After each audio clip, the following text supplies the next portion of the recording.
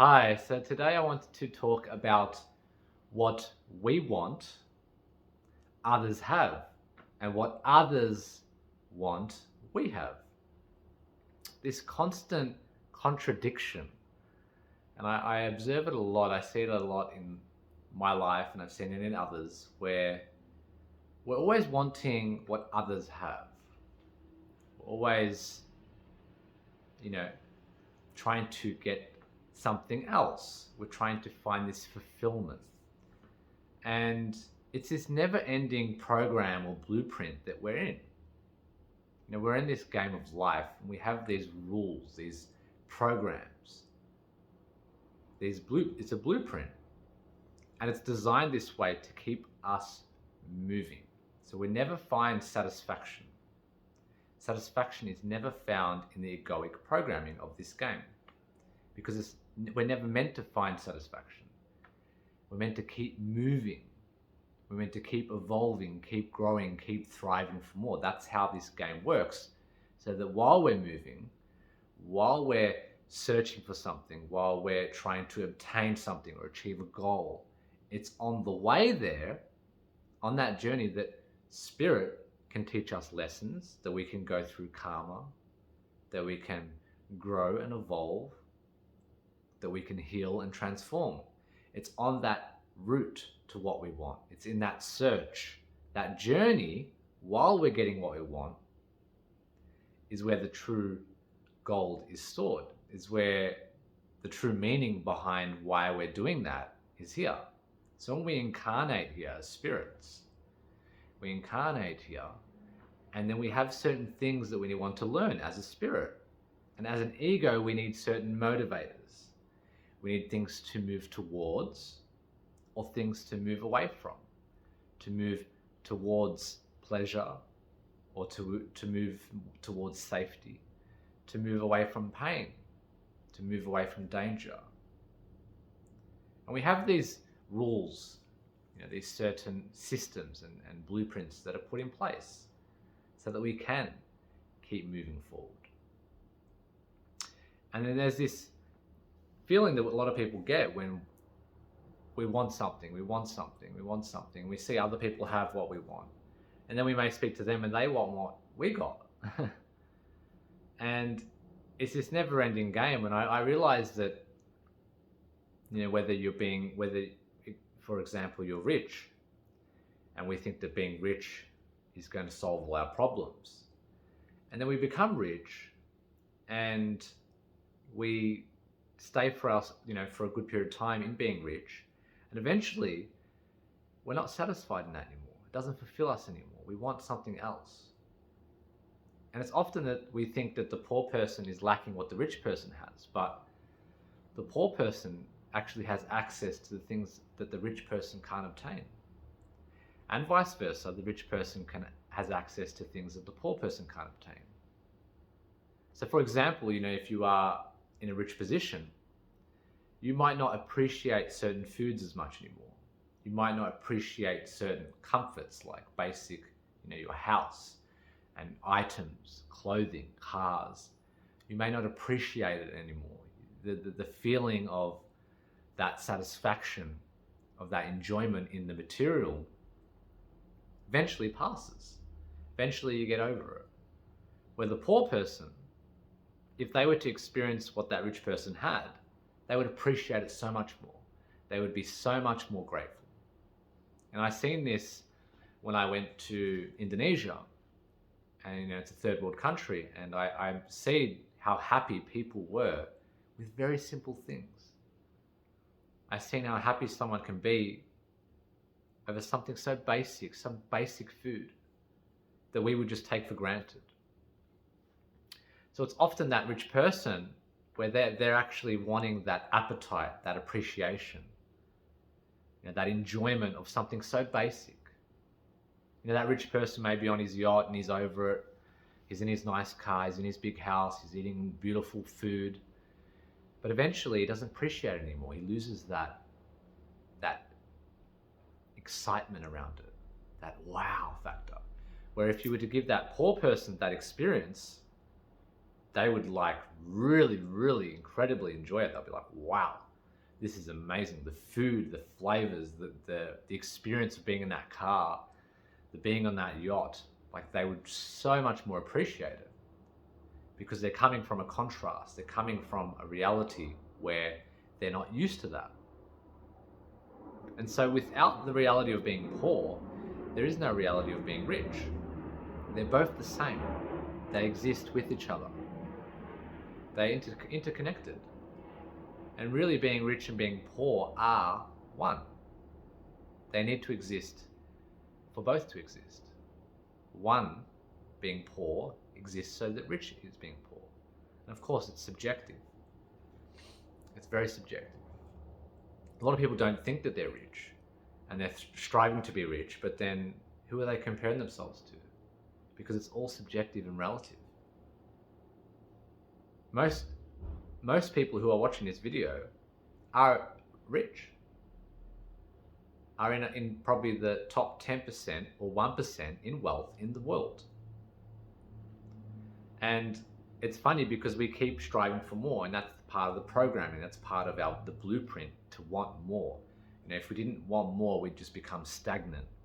We'd become just sterile and, you know, lifeless. And we'd just become dead. So we wouldn't keep moving. We wouldn't want things. We wouldn't strive for things or want change or want something else. And if we didn't want that, if we didn't have that drive or that desire to change or want more, then we're not going to grow. We're not going to learn. We're not going to go on a journey. We're not going to go through ups and downs to get there. We're not going to go through challenges. And that is what our soul wants. That is truly what we want. And so I remember, you know, even going, like, I put myself in environments like when I go camping or if I go overnight hiking. I remember when I would do that and I'd be in those environments, I would appreciate such little things that I would not enjoy if I was back home. Like something like dinner, and it was so basic, such a basic meals, like one of those meals that you put the hot water in and stir it up and it's got all your protein and fiber. I remember like a meal like that out there when I was hiking tasted quite great. Like I was enjoying it. You know, the little protein bars were like amazing. Like, yes, this is amazing. You know, just like a basic wrap with tuna and avocado and spinach tasted incredible. And I appreciated this a lot more because I was in elements where I couldn't just get the food that I would normally get. I couldn't, you know, go to a restaurant and get that nice food. I couldn't make my own dinner at home. You know, a salmon with salad and hot chips and with all the flavoring and salting. I couldn't do that. And it's because I wasn't in that environment. I was put into an environment where I didn't have access to that. I appreciated the something so subtle, so much more. You know, the bed situation. Like if I was to set up my tent in my backyard, which I've done before, and roll out my mat for hiking and my pillow, and if I was to sleep on that at home, I would find it quite uncomfortable. I wouldn't enjoy it because I know like I've got the comfort of my own bed there. So in contrast, it's not comfy.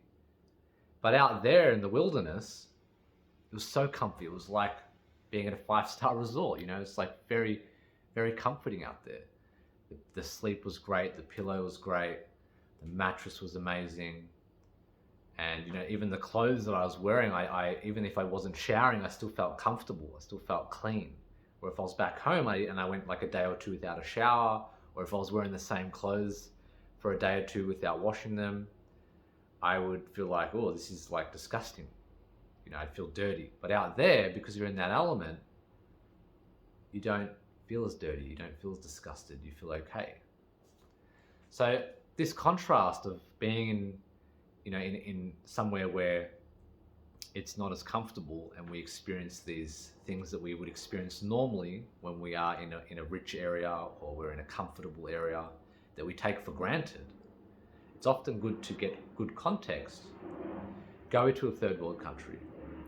Experience that poor lifestyle. Experience the poor roads. Experience the cheap food. Experience the the houses and the cars that aren't the best quality and the roads that aren't as clean and smooth. Going out into nature, going for a hike, experiencing that roughness, getting dirty, eating food that's not incredible, fasting for a period of time, limiting yourself from pleasures, from television screens, from technology, from our mobile phones, all these available things that we have that we just take for granted. We don't appreciate it because it's just normal now. It's just normal. So this illusion of what we want, others have, and then what others want, we have, it's this constant thing. And you're never going to have everything.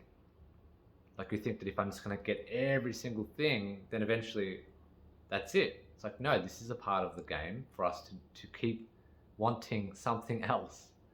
So you could be poor, you could be rich, you could be successful, you could be unsuccessful. You could be in any position in your life. You could be overweight or healthy. You could be looking great. Whatever type of circumstance, it could be some certain job or some certain title, some achievement. Even once you get to that achievement, which is great, know that you're still going to kind of strive for more. It's a part of this game. And it's only until you achieve what you want that you'll realize this, because it's this fixation, this illusion in your mind and in our in our DNA, in our biology, that when we get this, that's when we're going to experience happiness. That's when it's going to be great for us. And yes, it will for a short period of time. Like if you're poor and you eventually become rich, and you get the car, you get the yachts, you get the beautiful house, you're eating the amazing food, you're going to appreciate that so much more from being from this contrast, so much more. And so much more than people who are just being bought into wealth, who don't appreciate it because they have no contrast. They don't know what it's like to be poor. So someone who's poor and they experience wealth, they're going to enjoy it for a longer period of time. But eventually, and it may take a long time, it may take years, 10 years, but eventually they will get used to it, and eventually they're going to lose that initial feeling, that initial excitement. They're going to lose that joy, that pleasure. It's going to start to fade away, and they're going to start to see and want other things. And it's common, like, you watch these kings and queens shows, and you see a lot of the princesses or princes, they're in positions that are incredible, that people dream to be in. All the servants and all the people, the normal people in the town, they wish that they could be in a position of a king or a queen or a prince or a princess. But the prince and princesses, they just want to live that normal life. They just want to live like everyone else.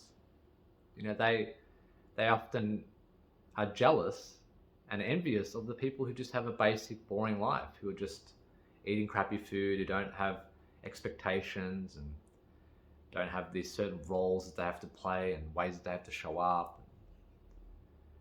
And it's funny because obviously the people in the bottom kingdom, they're really wanting to be the king and queen. Like, they're wanting to live that life, eat amazing food and have amazing clothes and have servants and protection. But they're just not wanting that. They're wanting to live, and they're lacking like that lifestyle of the freedom that the servants have, or the freedom that the lower people have, the poorer people, the people in just the kingdom. So it's an interesting concept that the people up high, subjectively, the people up high in the kings and queens, they're wanting to just be like normal. And then those people that are normal, they're wanting to be like kings and queens. So we're always wanting what others have. And so, it's quite a interesting topic to just know that. And again, that everything that you experience eventually is going to lose its potency. If you play a video game, I remember playing many video games, and I would want to achieve a certain goal. Like, I would want to do a raid. A new raid would come out, and I'd want to accomplish it. And then I remember, like, accomplishing that raid would be amazing. I'll get the rewards from that. and it was so hard to do at the start, and then I would eventually accomplish that, achieve the goal, finish the raid, achieve the rewards. And I remember and then eventually, like, very quickly, I would want to do the raid again on hard, like make it more difficult. I want to get other rewards. And eventually I would get over those rewards and I'd want something else. And so it was this never ending cycle in the game that, like, you always wanted new, more. Like, I wanted more stronger armor, I wanted more stronger weapons, I wanted to upgrade my character even more. And when it got to the point where I couldn't upgrade anymore and I achieved all the goals, I got all the weapons, I got all the armor, I'm at the highest level possible, I've achieved the raid a bunch of times. I remember, like, I didn't appreciate it anymore. It lost that drive that I had initially. I was like, I'm kind of over this game now. Until there was an expansion, until there was something new in the game that came out, that's when I got that feeling back again of wanting more. And I remember, like, I would take people through that haven't done the raid before, haven't completed those missions yet, and haven't gotten those rewards yet. I would take them through, and I remember they would be so excited, so, like, happy to complete it, and I was just like, just another day for me. But I remember when I first did it, it was incredible.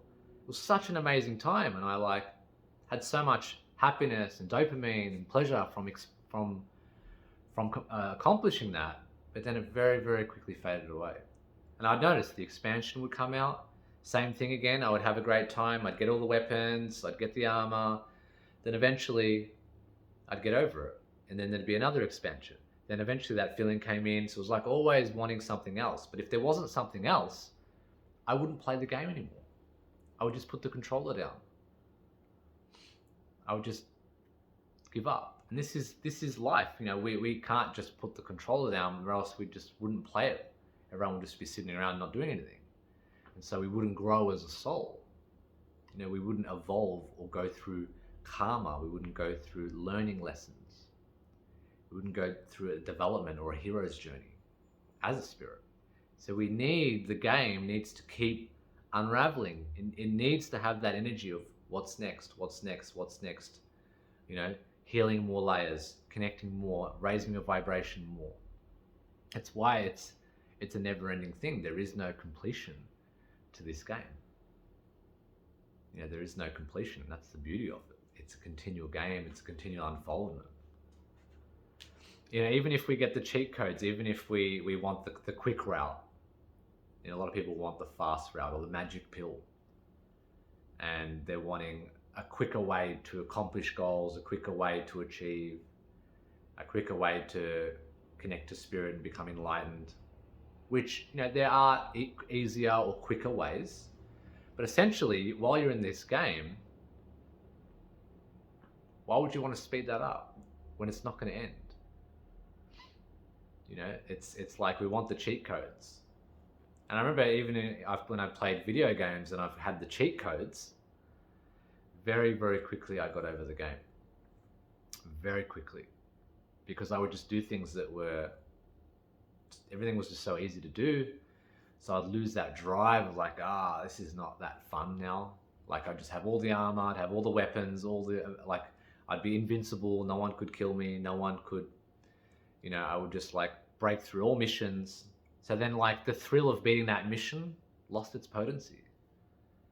Like, the thrill of upgrading my character or achieving that new weapon or achieving that strong armor, it just lost all its potency because of the cheat.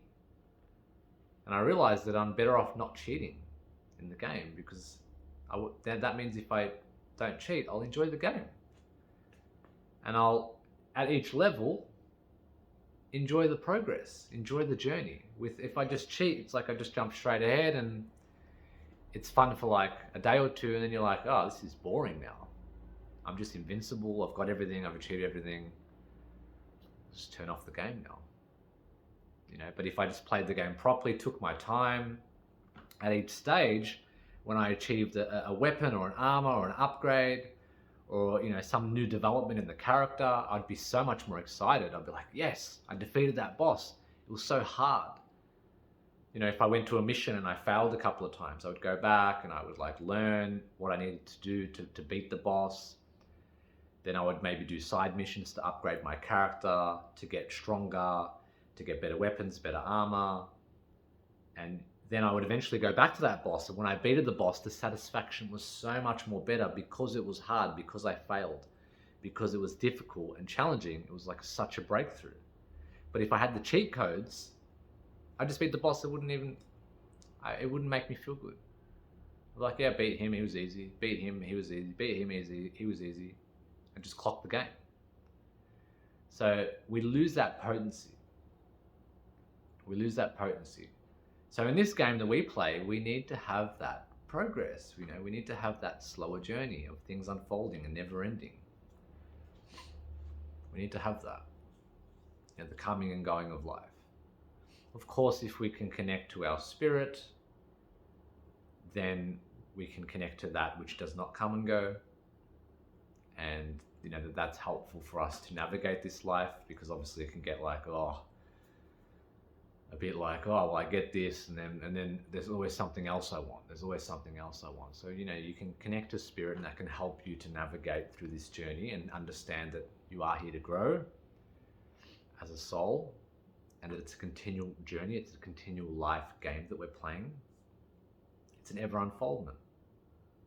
And that, yes, to know that, like, it's even quite liberating to know that if you do become rich, that you're still gonna want something else, and that by being where you are today, you can be happy for what you have, because what you have today someone else wants, someone else values, that you haven't arrived yet, that you haven't seen within yourself.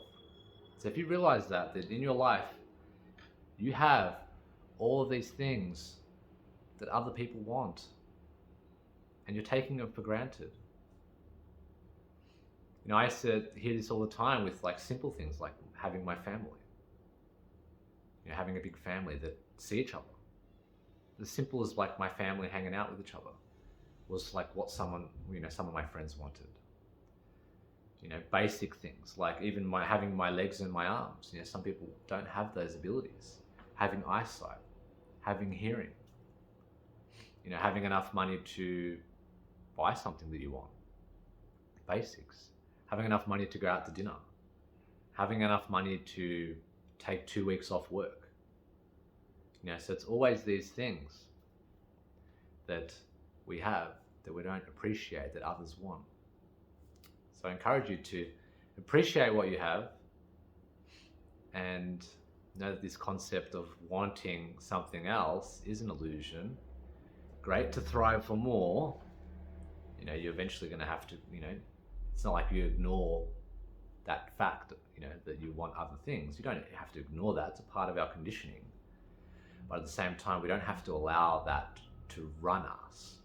We don't have to allow that egoic tendency to want, to seek outside constantly. We can come into the space of the now moment, connect to our spirit, and we can find more of that fulfillment.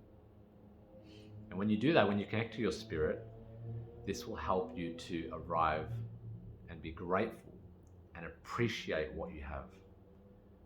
To see it's already here. This is the grand illusion that it's outside of us, that it's something else we need to grasp for. That I want what he's got.